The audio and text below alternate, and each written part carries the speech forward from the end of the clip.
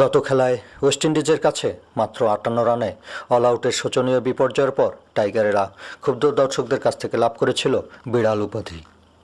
খেলাধুলার স্বাভাবিক নিয়মে সময়ের ব্যবধানে সেই ক্ষোভের আগুনে পানি ঢেলে দর্শকরা আবারও সেজেছে উৎসবের সাজে।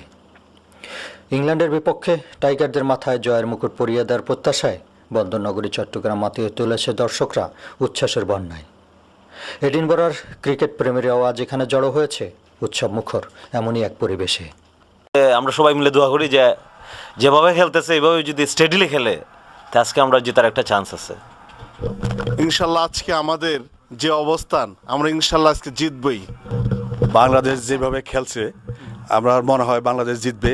আমরাও দোয়া করি বাংলাদেশ যেন জিতুক, এটা আমাদের কামনা। বাংলাদেশ আজকে খুবই ভালো খেলছে।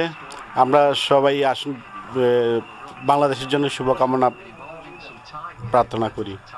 বাংলাদেশ জিতবে আজকে, এটাই আমাদের প্রত্যাশা।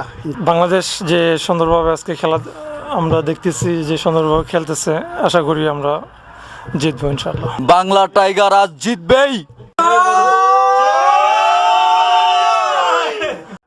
হার জিতের এই খেলায় শিরোপা অর্জনের বিষয়টি মুখ্য নয়, বরং চারপাশে প্রতিনিয়ত অশোভন রাজনীতির নিন্দনীয় দৃশ্যপট থেকে চোখ ফিরিয়ে ক্রিকেটারদের নন্দনীয় ক্রীড়াশৈলীর উপর দৃষ্টি ফেলে খানিকটা সময়ের জন্য হলেও স্বস্তির নিঃশ্বাস গ্রহণ করতে পারছে দেশে বিদেশের সকল বাঙালিরা।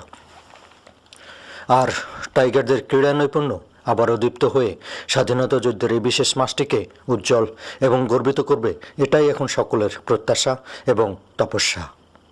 Humayun Kabir, channel I, Edinburgh, Scotland.